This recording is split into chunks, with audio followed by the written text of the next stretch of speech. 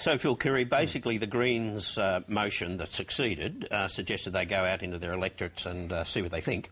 Can they regard that as some sort of a win? Look, in this debate, every step forward is a win, even as incremental as that. And had that motion gone down, then it would have been a setback for the cause.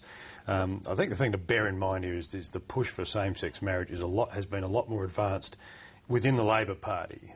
And all the Greens motion has done is sort of hang a lantern over where it's up to at the moment. But essentially at the last national conference, Anthony Albanese and Penny Wong worked very hard behind closed doors to secure a change of language in the Labor policy platform, which has set the scene for the next conference to approve civil unions, not gay marriage. They realise you're not going to do this in one fell swoop. But they do it all behind closed doors. They're terrified about having a public debate. And what the Greens debate is, the Greens motion has forced it to come out and people to talk about it publicly. Now, it's a two-sided thing. It could hurt it if it proves unpopular because they're going to have the blue before they're ready to have the blue, or it can be advantageous because it gets a broader population talking about it. Mark Arbib didn't say a whole lot. He said this is my position, but he's come under he got a bit of stick from both the media and his colleagues. Here he is. Minister, why are you undermining the Prime Minister on the issue of gay marriage? Well, that's not the case at all. I've stated my personal views on same-sex marriage, and I've also stated that I understand the policy at the moment does not support that. At a meeting of the right, you were allegedly called ill-disciplined by some members of the right. What's your reaction to that? I wasn't at the meeting, unfortunately, but people are entitled to their own opinions. So, Brian, do they need to be as terrified of the issue as they apparently are? I can't work out why, say, Joe De Bruin, the head of the shop assistants, or bigger name than that, is so upset and angry about this. I don't imagine his members are nearly as upset. I mean, Gough Whitlam, as we were famously reminded by Annabel Crabb the other day, called him the only Dutchman who hates dykes. But what's he worried about? What's it matter to him whether someone else is married or not married, even if they're gay or not gay or whatever? And I can't understand. He's saying, look, Labor's giving in to the Greens on this. They should be talking about interest rates, banks, health, education and the National Broadband Network.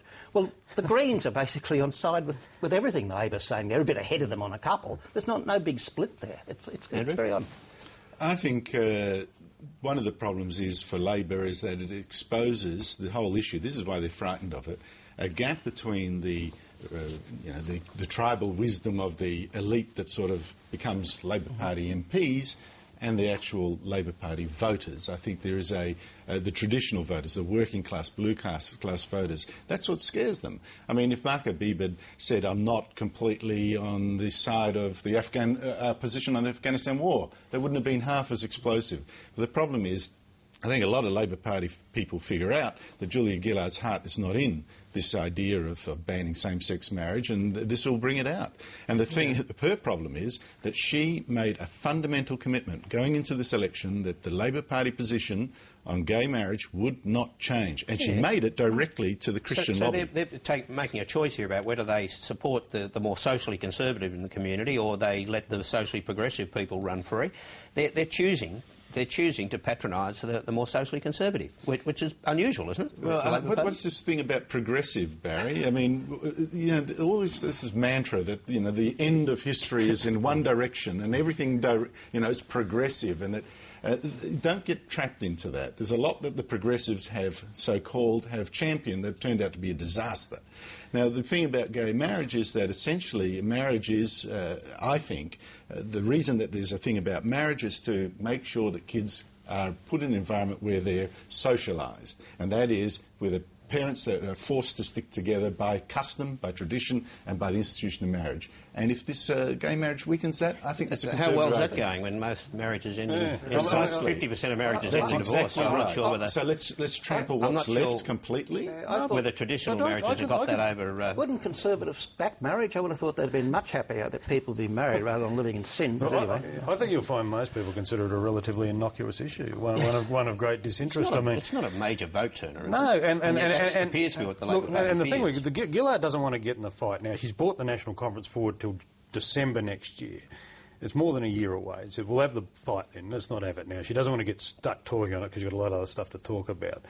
But and so she's defaulting towards cautious. I'm sure they'll probably get civil unions up at that next conference, regardless of what Joe de Bruin says, because it's the not left... about civil unions, though, really. But that's the first step. They're going to do it in steps. And yeah, look, a lot of the Labor right supports it. Arbib, Paul Howes, they're the sort of voices in the right. And there's a lot of people in the Liberal Party who support it too, who support the concept. They're just not speaking out yet. But you'll find probably a few of them will. And I think if you were to throw a vote to probably not on marriage, but even if you did say put gay marriage to the Parliament now, I reckon it would be a pretty close-run thing. I find it amazing, though, Phil, and you touched on this, why this is suddenly the issue that's lit up Parliament. Because it's to the extent where the Greens... It's a social issue. It's a social issue, and it's one of... It's an identity issue. And it's competing... No, it's about how I appear rather than what I'm doing maybe, for someone but it's else. competing ideologies. It's an interesting topic. It's one that sort of... People have strong views What I on. find And we're all is awake to that, astonishing. aren't we? We like to know what our politicians are thinking. True. We like we to should see be them able to squirm sometimes when the difficult ones are thrown up. All that.